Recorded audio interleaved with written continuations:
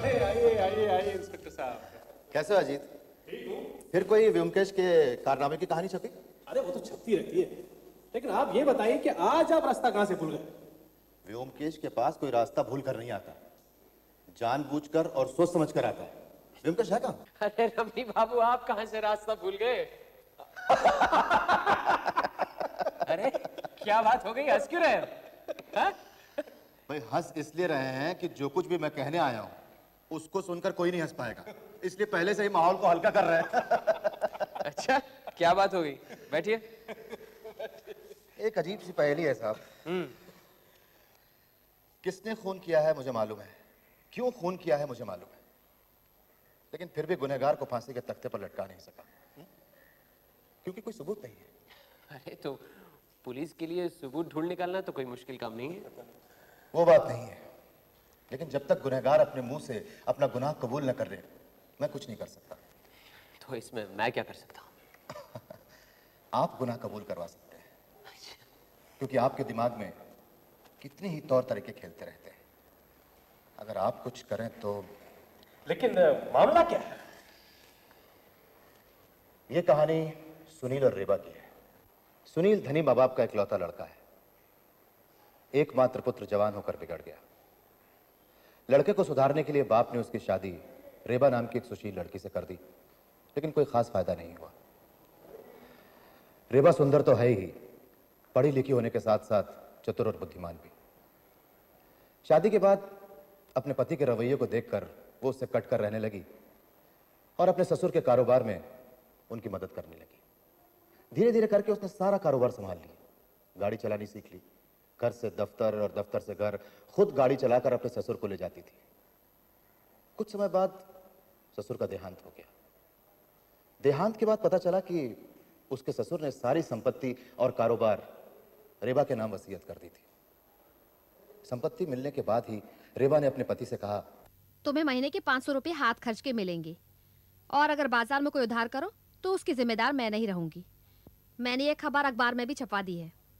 हाँ, अखबार में तुम्हारा ही नोटिस पढ़ रहा था। तुम्हें कुछ कहना है? नहीं, कहना तो कुछ नहीं है। पिताजी की मौत से पहले बाजार से कुछ उधार लिया था, वो सब मैंने चुका दिया है, और कुछ आएगा तो भी उसे चुका दूंगी, लेकिन आज के बाद नहीं। बस बस, फिर ठीक है। मुझे कुछ और नहीं चाहिए। मेरे लिए तो 500 रुपए काफी हैं। और मैंने 4 नौकरों की छुट्टी कर दी है। सिर्फ अन्ना रहेगी, वो सब रसोई का काम संभाल लेगी। जब तुम्हें जरूरत हो तो खाना वगैरह मांग लेना, और तुम्हें अगर अपने लिए नौकर रखना है तो अपने खर्चे से रख सकते हो। नहीं, मुझे कोई जरूरत नहीं है। ऊपर से सुनील सीधा साधा लगता है, लेकिन अंदर से महाधूर्त और चालबाज है। जब उसने देखा कि उसके बाप के मरने के बाद उनकी सारी संपत्ति रेबा के नाम हो गई है, तो उसने रेबा से कोई झगड़ा वगैरह नहीं किया, सारी बातें चुपचाप मान ली और ज्यादातर घर पर ही रहने लगा। मुझे यकीन है कि वो हर समय यही तदबीर करता होगा कि कैसे अपने पिता के जायदाद का मालिक बने। दोनों बहुत कम साथ साथ रहते हैं, दोनों के सोने का कमरा भी अलग है। एक दिन दोनों ऐसे ही साथ में थे।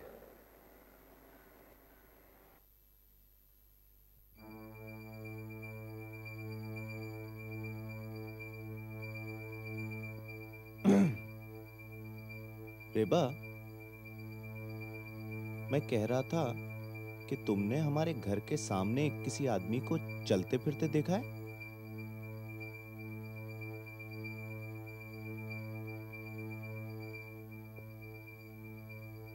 नहीं, मैंने तो कुछ गौर नहीं किया।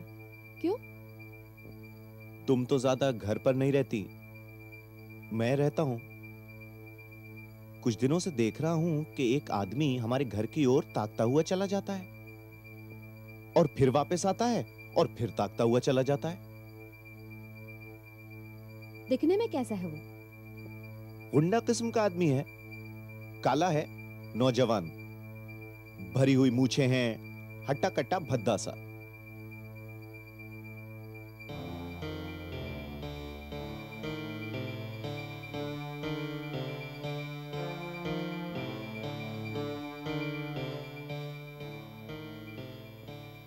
कल सुबह तुम पुलिस स्टेशन जाकर एक रिपोर्ट लिखवा दो।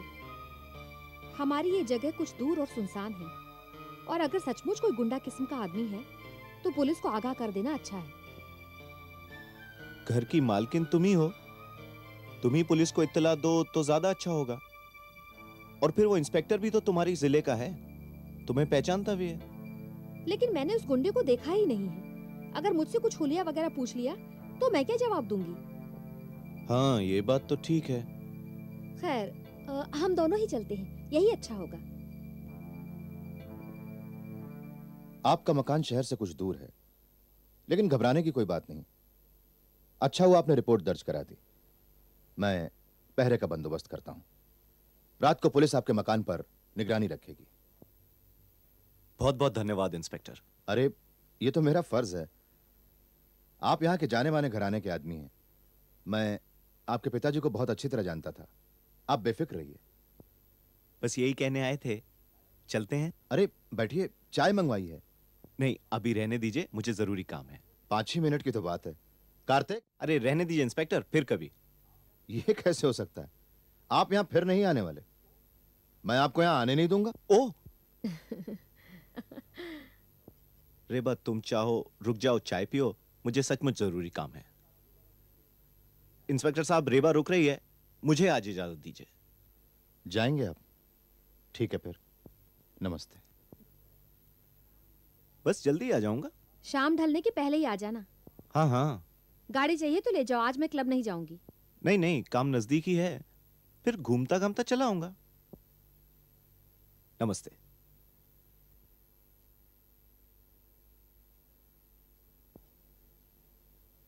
बहुत डर गई हो। सुनील से कहा कि आज शाम से पहले ही चले आना। डरने की बात ही तो है, हमारी जगह सुनसान जो है। चाय तुम बनाओगे कि मैं बना दूं? और सुनाओ रेबा, कैसी कट रही है? बस जैसी थी वैसी ही हूँ। Thank you.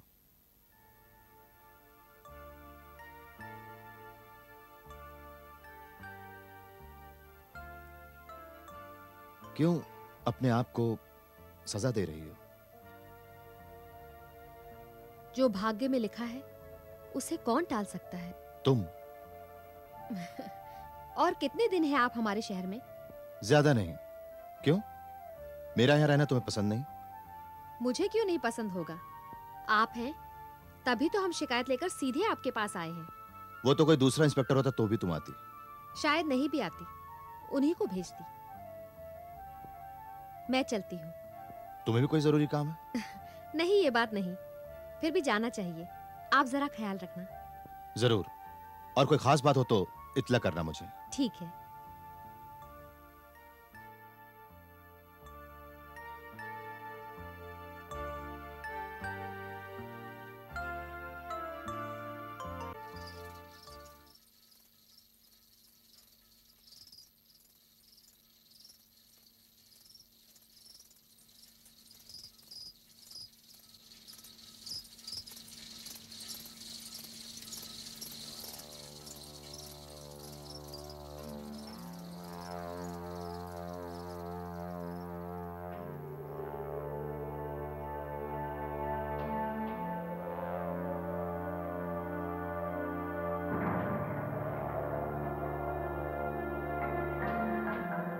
इतनी देर से आए? हाँ? क्या हुआ, घबरा क्यों गए? नहीं, वो तुमने इस तरह से कभी पूछा नहीं ना, इसीलिए। तुम ही तो कहते हो कि रात को कोई गुंडा हमारे घर को ताकता रहता है। ऐसी सूरत में रात से पहले घर आना ठीक नहीं है। हाँ, वो खैर 8 ही तो बजे हैं। आइंदा जल्दी घर आ जाया करूंगा। और वैसे भी मैं जाता ही कहाँ हूं। तुम आज क्लब नहीं गई? नहीं, मन नहीं हुआ।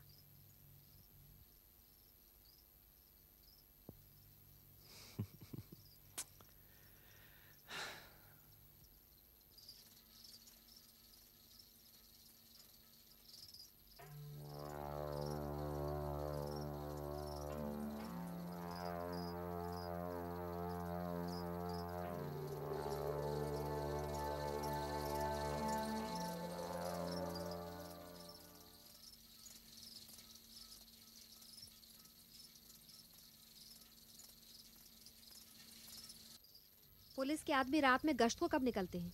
क्या पता, शायद 10-11 बजे तक निकलते होंगे।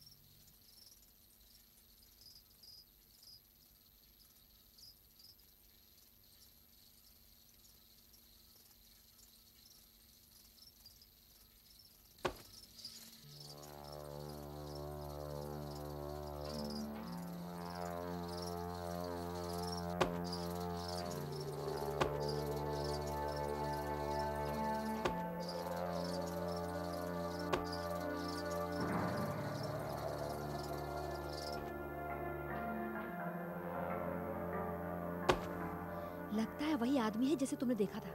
हाँ,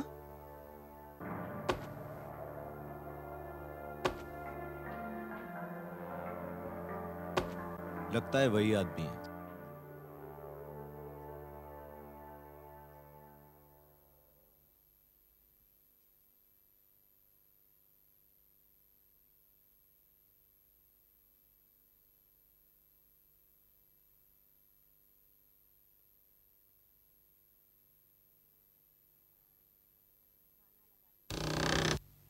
खाना लगा दिया है।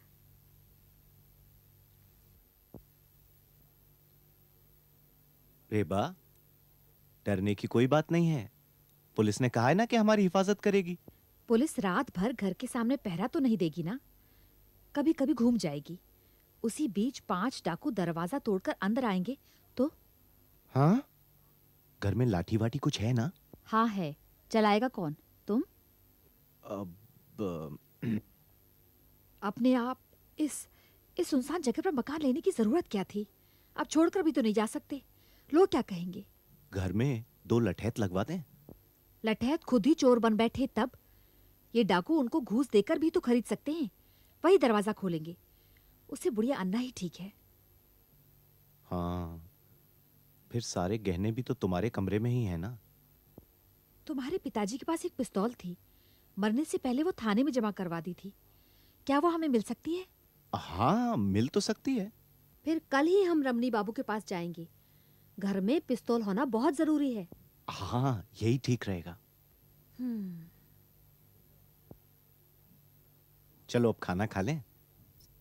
आइए आइए, खैरियत तो है। नमस्कार। नमस्ते। 6 महीने पहले जब मेरे ससुर गुजर गए थे, तब हमने उनकी पिस्तौल पुलिस स्टेशन में जमा करवा दी थी। क्या वो हमें मिल सकती है? यहाँ पर जमा करने की रसीद है? हाँ, हाँ है। हाँ है।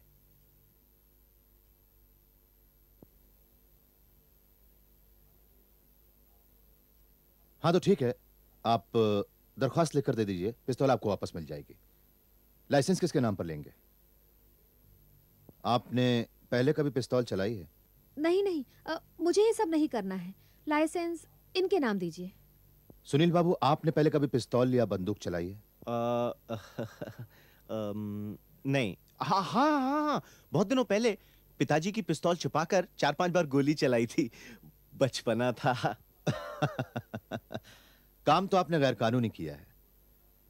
जिसके नाम लाइसेंस है उसको छोड़कर और किसी को भी अस्त्र व्यवहार करने का हुक्म नहीं है। पर इमरजेंसी और विपदा की बात अलग है, तब कोई भी कुछ भी कर सकता है। ठीक है, तो आप लाइसेंस मेरे नाम पर ही बनवा दीजिए। मैं कल आपको दरखास्त लिख कर दे जाऊंगा। कल क्यों? आज ही कर दो ना। हाँ, लिख दीजिए ना। शाम को मैं आपके घर पे आऊंगा, खाली फॉर्मेलिटी के लिए तहकीकात करने। कल आपको पिस्तौल मिल जाएगा। लाइए, मैं अर्जी लिखती हूँ। ये दस्तखत कर देंगे। और जब आप आ ही रहे हैं तो 8 बजे के करीब आइए ना। उस वक्त वो गुंडा वहां से गुजरता है। हाँ। ये लीजिए।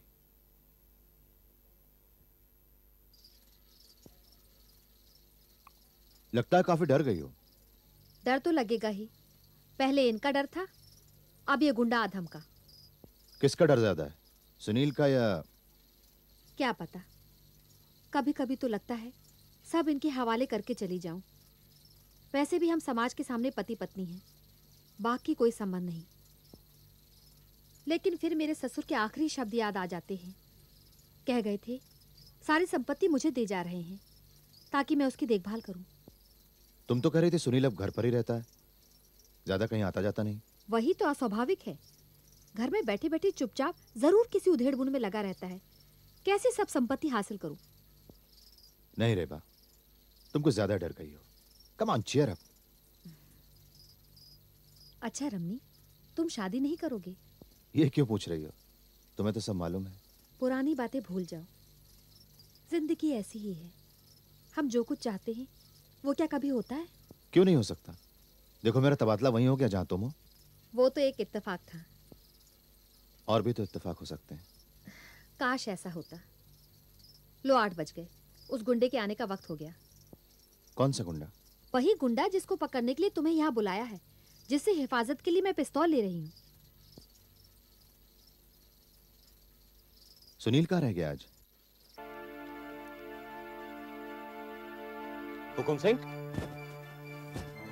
अरे हुजूर आप, अरे आपने यहाँ आने की क्यों तकलीफ की? हमारा काम बन गया है। रेबा परेशान सी रहती है। आज रात गश्त पर मत जाना, क्योंकि वो इंस्पेक्टर हमारे घर आया हुआ है। मैं यही कहने तुम्हें आया था, बल्कि मैं तो ये कहूंगा कि अब रात में चक्कर लगाना बंद करो जब तक मैं ना कहूं। ठीक है। हाँ मुकुंद। सलाम हुजूर। हाँ मुकुंद सिंह, कैसे हो? बस दुआ है, मेरे लायक कोई काम हो तो बताना। ये तुम्हारा भाई है ना हुकुम सिंह? हाँ कुछ होगा तो ये बताएगा ना? बताऊंगा। ठीक है, सलाम। अच्छा हुकुम सिंह, हाँ हुजूर। ये रखो रखो रखो। सब काम ठीक से हो रहा है, बस अगले कदम का इंतजार करो। मैं यहीं आकर बताऊंगा। ठीक है?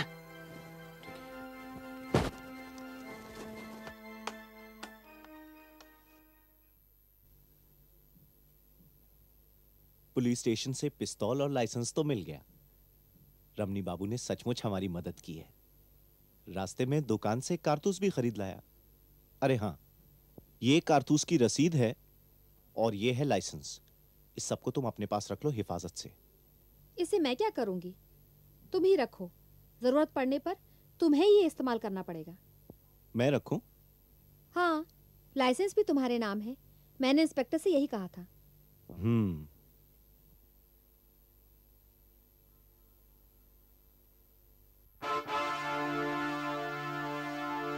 हुकुम सिंह, वो दिन आ गया जिसका हमें इंतजार था। आज रात ठीक 8 बजे हमारे घर पर जाना, दरवाजा खटखटाना और समझ गए ना? समझ गया हुजूर, समझ गया।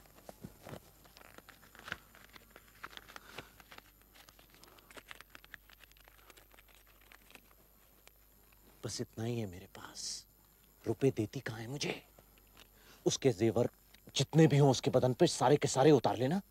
और हाँ, जायदाद मेरे नाम होने के बाद तुम्हें 10,000 रुपए और दूंगा। ठीक है ना? बहुत खूब।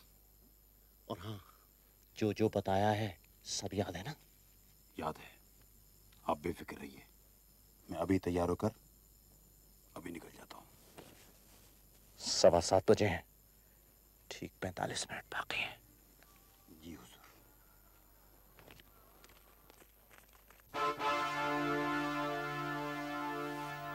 चलो, सुनकर अच्छा लगा। अब तुझे डर वर तो नहीं लगता? हाँ रेखा, क्या बताऊं, 2 हफ्ते पहले मेरी क्या हालत थी। इस वक्त से मैं परेशान होती थी। रास्ते में वो गुंडा अब आया अब आया। अब तो तुझे डर नहीं लगता? अब तो सब ठीक है। चलो चलते हैं। अच्छा।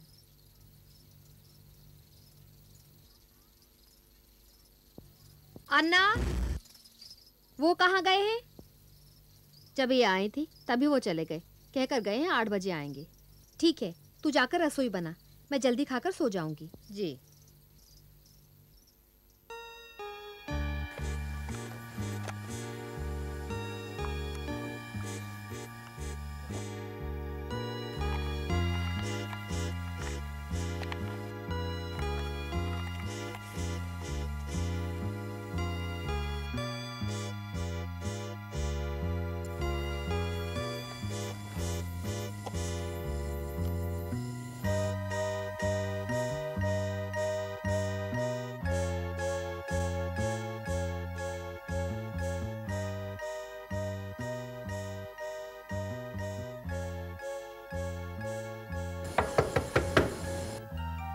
अन्ना, तुम जल्दी से खाना लगा दो। मैं दरवाजा खोलती हूँ।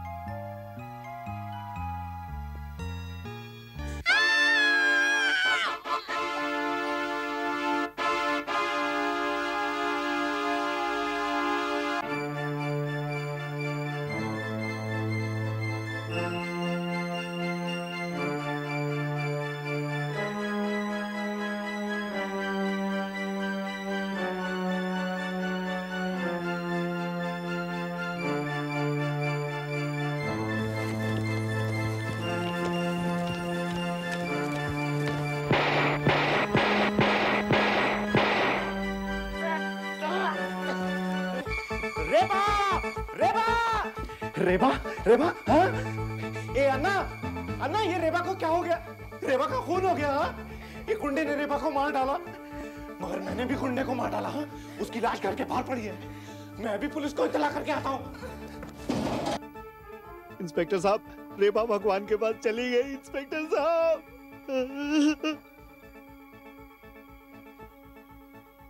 तुमने खूनी को खून करते हुए देखा? कब और कैसे?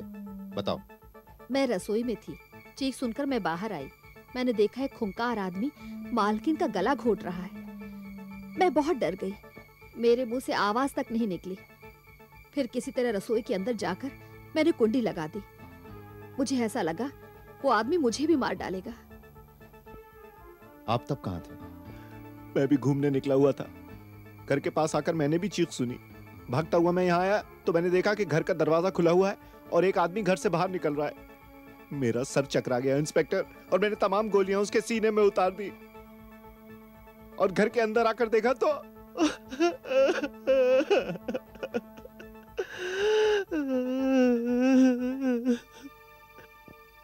आप पिस्तौल लेकर घूमने जाते हैं?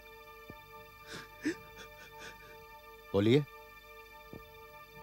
हाँ, पिस्तौल का लाइसेंस मेरे ही पास है और मैं हमेशा पिस्तौल अपने पास रखता हूं। पिस्तौल दीजिए, मैं उसे जब्त करता हूं।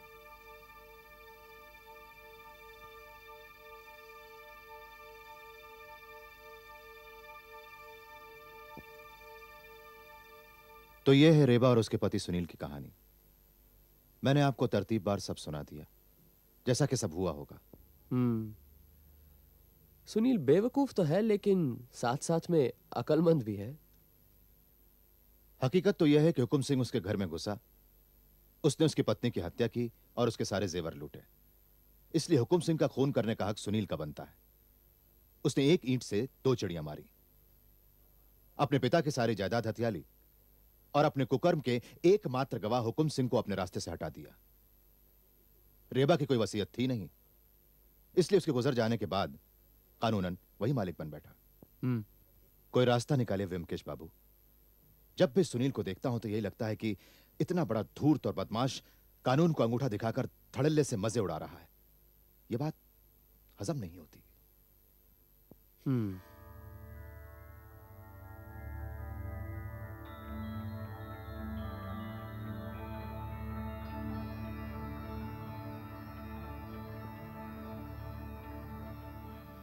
समझ लो कि रास्ता निकल गया। रेबा के हाथ की लिखाई मिल सकती है? हाथ की लिखाई? फर्ज करो कि उसने मेरा ऑटोग्राफ मांगा हो। लड़कियों की अक्सर इस तरह की कमजोरी होती है। अगर हम ये समझ लें कि रेबा ने मुझे 6 महीने पहले खत लिखा हो मेरा ऑटोग्राफ मांगने के लिए, और साथ ही साथ उसने ये भी लिखा हो कि उसका पति संपत्ति के लिए उसका खून करना चाहता है। अकस्मात अगर उसकी मौत हो जाए तो मैं उसके खून की छानबीन करूं। समझा। मतलब कि आप एक फर्जी खत तैयार करवाएंगे, उसे सुनील को दिखाएंगे और फिर उसका जुर्म कबूल करवाएंगे। हाँ, जुर्म कबूल करवाने की कोशिश तो करूंगा।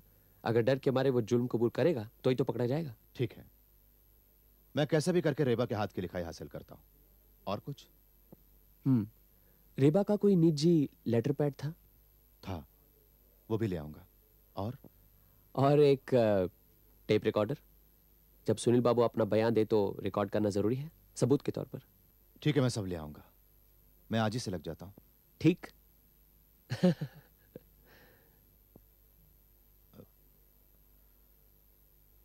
माफ कीजिएगा सुनील बाबू। अरे इंस्पेक्टर रमनी, रेबा हत्याकांड के सिलसिले में मैं एक बार फिर से आपके घर की तलाशी लेना चाहता हूं। हाँ हाँ, शौक से। बल्कि मैं तो चाहता हूं कि आप इस केस को जल्द से जल्द सुलझाएं। आओ।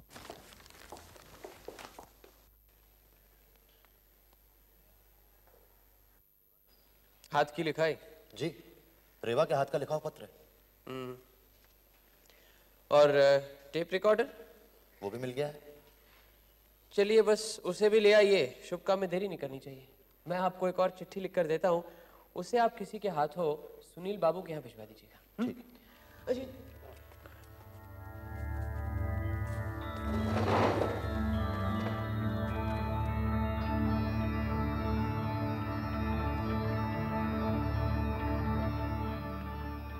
इस तरह से पहले कभी कोई केस सुलझाया आपने?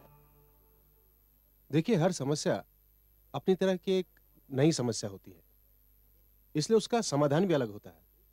अगर एक ही तरह से केस नहीं सुलझाए तो फिर दूसरे तरीके अपनाने पड़ते हैं। ये सुनो तो। प्रिय सुनील बाबू, आपकी पत्नी से जान पहचान पत्रालाप से हुई थी। सुना है उनका स्वर्गवास हो गया।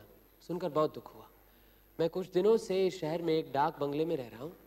अगर आज शाम को 5 बजे डाक बंगले में आकर मुझसे मुलाकात करें तो आपकी पत्नी ने जो मुझे आखिरी चिट्ठी लिखी थी वो आपको दिखा सकता हूँ। ये चिट्ठी आपके लिए बहुत महत्वपूर्ण है। नमस्कार, ब्योमकेश बख्शी। इस चिट्ठी को आप सुनील बाबू के पास भिजवा दीजिएगा, लेकिन इतना ख्याल रखें कि जैसे भी आप भिजवाएं उन्हें ये पता ना चले कि मैं पुलिस से जुड़ा हुआ हूँ। ठीक है, मैं चलता हूँ। अच्छा।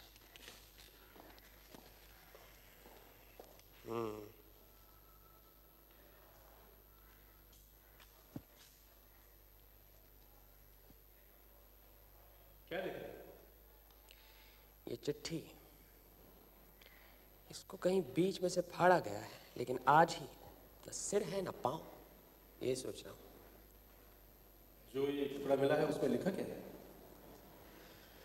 लिखा है, पत्नी की तरफ अगर पति का कोई कर्तव्य न हो तो पति की तरफ पत्नी क्यों कर्तव्य परायण बनी रहे। हम आज के जमाने के लोग हैं, हम क्यों पुरानी रीति रिवाजों में जकड़े रहें।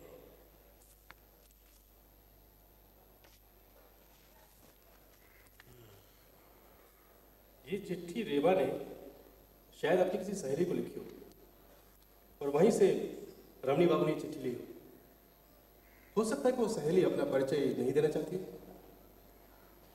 हो सकता है, नामुमकिन तो नहीं। चलो रेवा के हाथ की चिट्ठी लिखते हैं।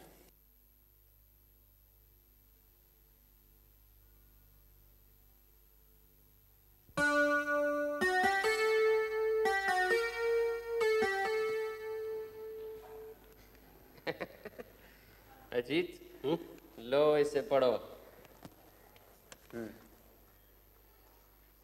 श्रद्धेय ब्योमकेश बाबू, आपकी चिट्ठी और ऑटोग्राफ वाली फोटो पाकर इतनी खुशी हुई कि क्या बताऊं। आपकी उदारता देखकर मैं भी अपनी कुछ बातें आपको लिखने का साहस कर रही हूं। आशा है आप मुझे क्षमा करेंगे। मेरे पति कुछ कम अक्ल के और चरित्रहीन हैं। इसीलिए मेरे ससुर मरने के बाद सारी संपत्ति मुझे सौंप कर गए हैं। मैं अपने पति को उसमें हाथ भी नहीं लगाने देती। मुझे शक है कि संपत्ति हथियाने के लिए वो मुझे मार डालने का षड्यंत्र कर रहे हैं। एक गुंडा मेरे पीछे लगा दिया है। कब क्या होगा मैं कुछ कह नहीं सकती। अगर आपको कभी मेरे अकस्मात मृत्यु की खबर मिले तो कृपया उसकी छानबीन करें। आप सत्यान्वेषी हैं, सत्य की खोज करना आपका काम है। आशा है कि एक असहाय नारी की मृत्यु सुनकर आप चुप नहीं बैठे रहेंगे। प्रणाम और चरण स्पर्श। इति निवेदक रेवा सरकार। अब एक काम करो, इसकी एक फोटोस्टैट कॉपी करवा लो। ठीक है।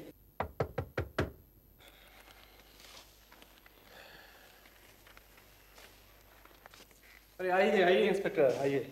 आ जाओ वीरेन, तुम अंदर वाले कमरे में जाकर सब फिट कर दो। जी सर। फिलहाल तो सब ठीक ठाक है। आपने चिट्ठी भिजवा दी? भिजवा दी है। वो अब जरूर आएगा। जिसके मन में पाप है वो ऐसी चिट्ठी पाकर अवश्य आएगा। उसकी बीवी ने उसमें क्या महत्वपूर्ण बातें लिखी हैं वो जरूर जानना चाहेगा। सर कुछ बोलिए, टेस्टिंग करना है। हेलो हेलो, आज शाम 5 बजे सुनील सरकार गिरफ्तार होने वाला है। धन्यवाद व्योमकेश बाबू। आपको क्या करना है मैं आपको बता देता हूँ।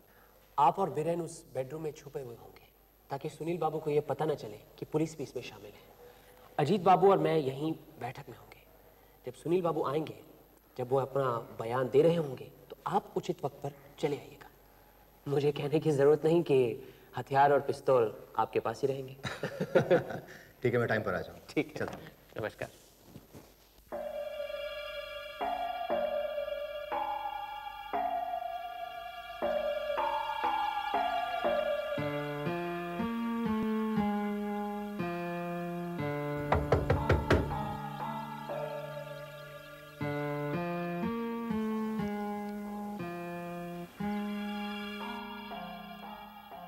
व्योमकेश बाबू, सुनील बाबू, आइए आइए।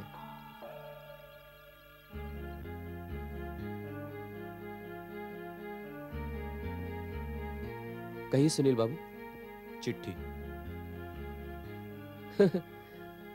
ऊंचे दर्जे के कलाकार हैं, अच्छा नाटक कर रहे हैं, लेकिन आप अपने आप को जितना भोला भाला दिखा रहे हैं उतने बेवकूफ आप हैं नहीं।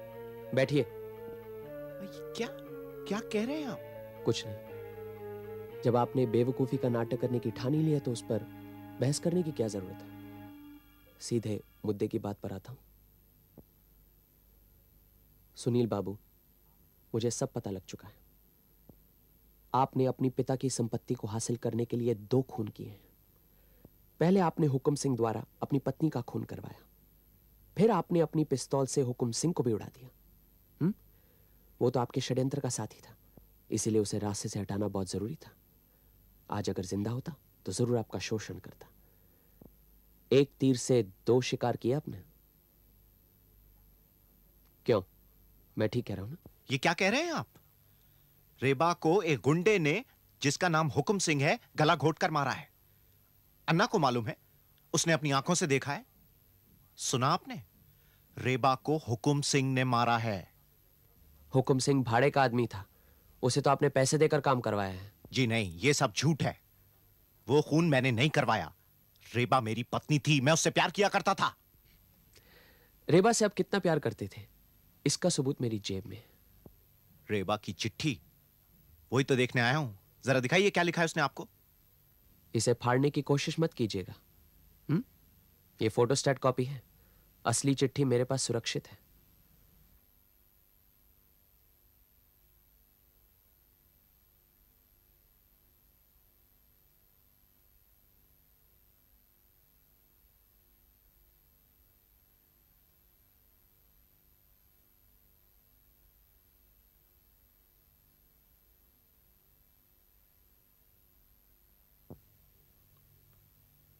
अच्छा, तो ये बात है। ये तमाम कारस्तानी इंस्पेक्टर रमनी की है। मुझे फंसाने की साजिश की जा रही है। व्योमकेश बाबू, रेबा की मौत के लिए जिम्मेदार कौन है मालूम है? कौन? ये इंस्पेक्टर रमनी। इंस्पेक्टर रमनी जिम्मेदार है? मतलब नहीं समझे? इंस्पेक्टर रमनी रेबा के जिगरी दोस्त थे, जिसको कहते हैं प्रेमी। इसीलिए तो ये मुझसे इतनी नफरत करता है। इसी वजह से तुमने अपनी पत्नी का खून करवाया? जाली चिट्ठी दिखाकर मुझे पकड़ना चाहते थे।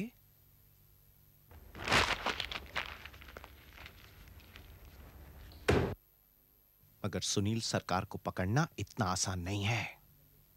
अगर हिम्मत है तो मुझे गिरफ्तार करिए, फिर मैं भी देखता हूं।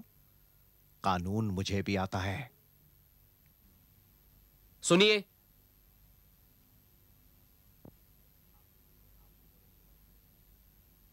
आपने मेरे सवाल का जवाब नहीं दिया। क्या इंस्पेक्टर रमनी की वजह से आपने रेबा का खून करवाया है?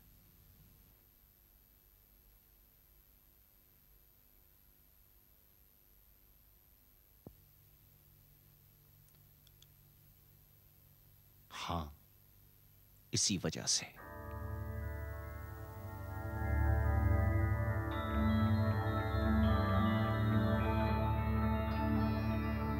क्या कहा? कहा कि मैंने खून नहीं करवाया। पकड़ा नहीं गया।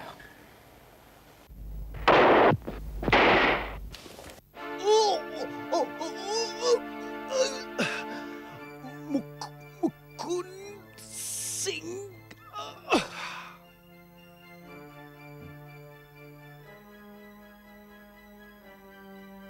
ये मुकुंद सिंह कौन है? हुकुम सिंह का भाई, अपने भाई के खून का बदला ले लिए। बीरेन, तुम यहीं रहना।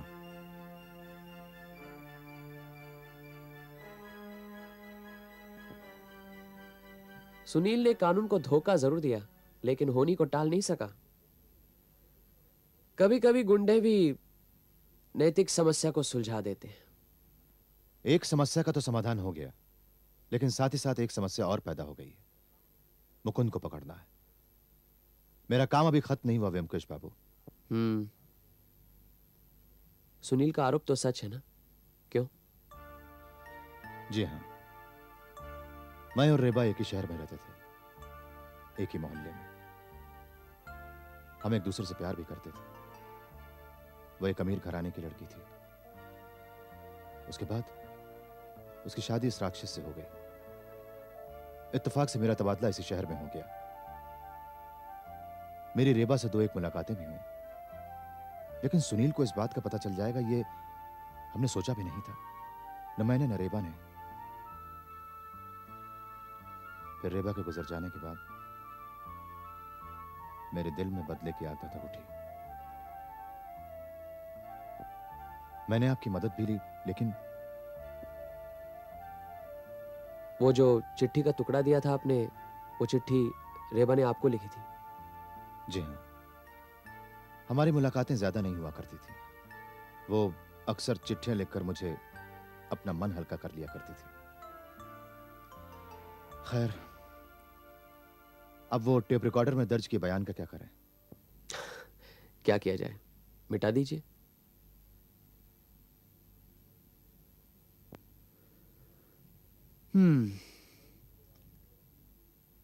वही पुरानी प्रेम कहानी, पति पत्नी और पत्नी का प्रेमी।